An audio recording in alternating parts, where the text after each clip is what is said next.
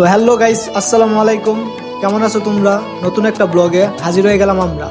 তো আজকে আমরা যে জায়গায় আছি এইটা মূলত ট্রেনের রাজ্য বলা যায়, কারণ এই জায়গায় 2 থেকে 3 মিনিট পর পর ট্রেন দেখতে পারবা। আর যারা ট্রেন দেখতে ভালোবাসো তাদের জন্য এই জায়গাটা বেস্ট হইব। আর বাচ্চাদের জন্য আছে অসাধারণ একটা পার্ক, যে জায়গায় বাচ্চারা অনেক আনন্দ করতে পারবো, খেলতে পারবো। আর যারা কাপল আছো তাদের জন্য একটা বেস্ট জায়গা আছে। পাশে একটা নদী আছে, এই নদীর মধ্যে অসংখ্য নৌকা আছে। যারা নৌকা দিয়ে ঘুরতে ভালোবাসো তারা এই পুরো নদীটা ঘুরে দেখতে পারবা।